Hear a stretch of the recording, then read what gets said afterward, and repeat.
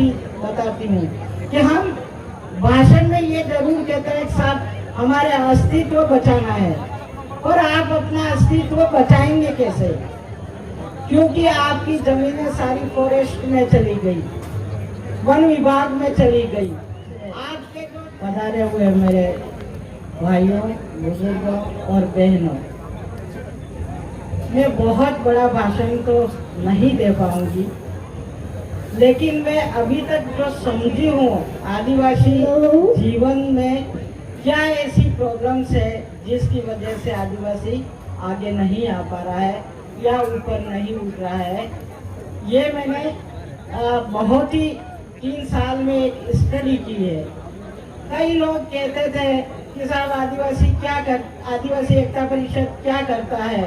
तो आदिवासी एकता परिषद के कार्यकर्ताओं ने सबसे पहले ये देखा, ये जानना चाहा और वो सारी चीजें देखी उन्होंने आज दिन तक क्या हो रहा है, ट्राइब्स के साथ क्या हो रहा है। यूँ तो हम बहुत आवाज उठाते हैं, कई हम ये भी कहते हैं कि साहब हम सारे जीत जाएंगे, हमारे जितने संगठन है उतने सारे जीत जाएंगे, तब भी हम सरकार नहीं बना पाएंगे।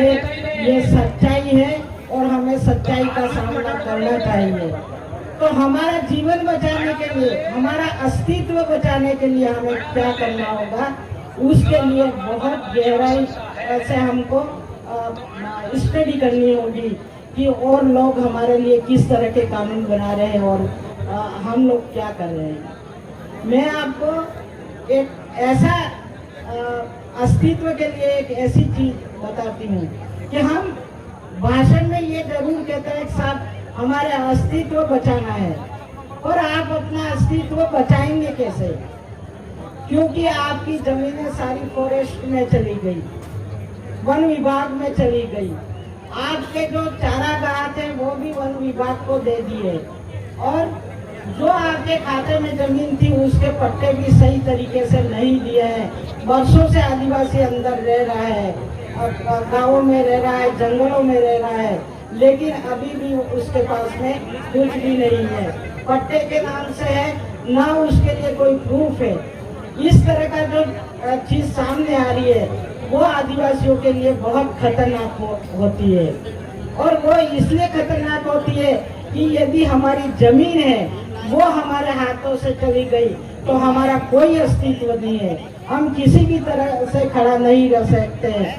हम लोग विस्थापित होंगे तो इधर उधर भटकेंगे। आपने कई ऐसे बड़े बड़े केवड़िया का है, या हमारे राजस्थान की मैं बात करती हूँ कि राजस्थान पूरा का पूरा खनिज में जा रहा है, और खनिज किस तरह का है, कहीं तो जस्ता है, कहीं जिंक है, कहीं और तरीके है, कहीं ग्रेनाइट है, कहीं एस्बेस्टस है, सोपस्टोन है, और पूरा उस माइनिंग में आ गया है। राजस्थान के लिए इतनी मुश्किल हो जाएगी आने वाले टाइम पे, क्योंकि मैं अभी एक केस लड़ रही हूँ 12 का, ये नेशनल हाईवे 8 पर है, और उस केस में क्या है कि उस 12 की पूरी गांव की जमीन को खरीदा है 1949 में, और उस पे कब्जा किया जा रहा है, वो अभी किया जा रहा है। तो आप बताओ कि हम कहाँ लड़े, क्या करें? चाहे वो अच्छा, फिर हमको ये दे कौन रहा है, कर कौन रहा है? आप देखिए वो ये सब कौन कर रहा है कि हमारे पटवारी, हमारे सरपंच, वो चाहे किसी भी पार्टी के हो, कांग्रेस के हो, बीजेपी के हो या और कोई हो, वो सारे वो जमीन की एनओसी देते हैं। ये एक बहुत दुख भरी बात है कि मैं रिकॉर्ड निकलवा पाई, इसलिए ये बात कह रही हूँ।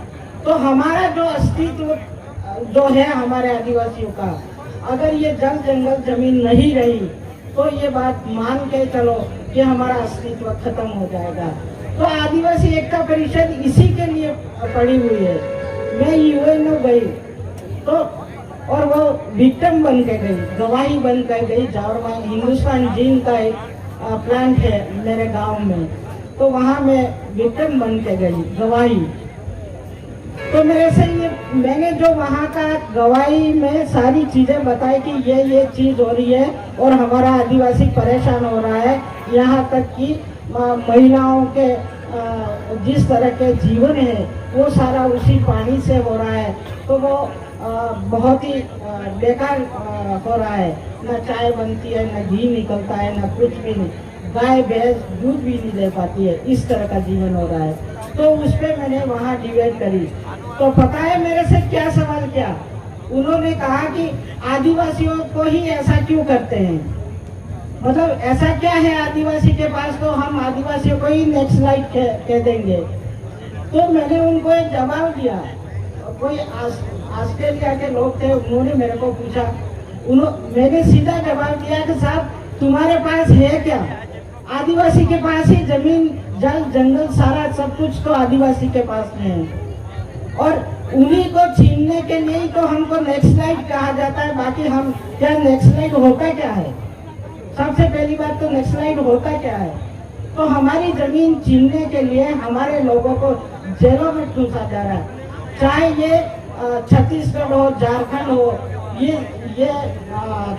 कम से कम 14 साल की बच्चियां जेलों में है। वो कोई इसलिए नहीं है कि उन्होंने कोई अपराध किया है, वहाँ इसलिए नहीं है कि वो चोरी कर रहे हैं, उनका जमीन है, उस जमीन के नीचे उनके पैरों के नीचे जो खनिज है, जो खनिज संपदा है, वो सबसे बड़ा धन उनके पास में है।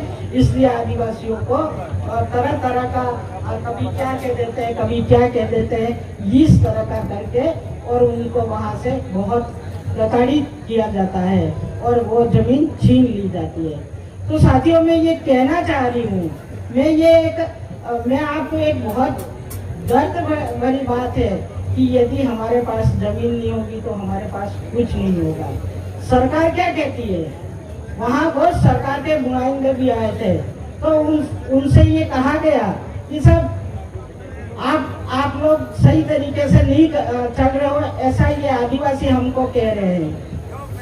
तो वो ये कहते हैं कि नहीं साहब, हम तो सरकार का, हमारा जो इंडिया का संविधान है, उस संविधान के अनुसार हम लोग चल रहे हैं। इस तरह का उन्होंने जवाब दिया। तो हमको ये कहना पड़ा, लास्ट में ये कहा कि साहब आपके सचिव आए हैं इंडिया के, तो आप मिलिए अभी। तो मैंने तो साफ मना कर दिया कि मैं जो इतने बड़े प्लेटफॉर्म पे जो आदमी झूठ बोल रहा है उसको मैं कभी वो नहीं लगाऊंगी। तो ये जो चीज है वो हमको ध्यान से कुछ तो करना पड़ेगा।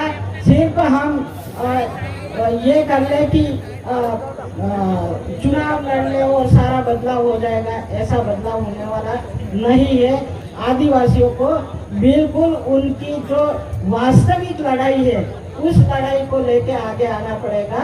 और आदिवासी एकता परिषद धीरे इसीलिए चली कि जो वास्तविक लड़ाई है उसके बिल्कुल खोज कर रही है वो, और बहुत नजदीक पहुंच गए हैं। हमारे कई साथी ऐसे हैं जो यूएनओ में जाके उन्होंने कहा है कि साहब इंडिया के जो आदिवासी है उनके साथ ये चीज हो रही है। तो हमें सोचना पड़ेगा, हमें इस बात पे आना पड़ेगा कि हम सच्ची हमारी लड़ाई क्या है, और वैसे ही हमको उकसा के और लोग कई तरह का वो उठाते हैं। ये सारी चीजें जो है सामने, उसको आपको देखना पड़ेगा, अन्यथा हमारे आदिवासियों का कोई भी नहीं है। राजस्थान में अभी शुरुआत हो गई है, एक जमीनों से बेदखल करने की अभी शुरुआत हो गई है। ऐसा ही आप देख लो, मेरे ख्याल से गुजरात के वापी में भी शुरुआत हुई है।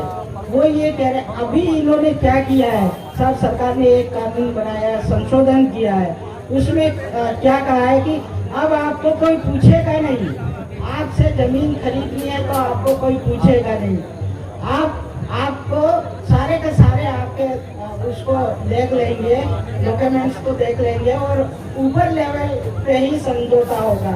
जैसे कि मैं अभी एक लड़ाई लड़ रही हूँ 1949 की, अभी असर हुआ है, तो आप बताओ कि उसमें कितना असर हुआ होगा।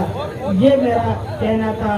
और आदिवासी एकता परिषद के जो कर्मठ कार्यकर्ता है उन्होंने 28 साल तक वो चले हैं और 28 साल तक उन्होंने अपना जीवन जैसा भी था लेकिन जनता को समर्पित किया है। उन्होंने ये तय किया है कि हम कुछ भी हो जाए, चाहे लोग कुछ भी कहे, लेकिन हम राजनीति नहीं करेंगे। हम लोग जनता की समस्या को, आदिवासी को जिंदा रखने के लिए हम सारी समस्याओं के साथ लड़ेंगे। यही बात कह के मेरी बात को समाप्त करते हैं।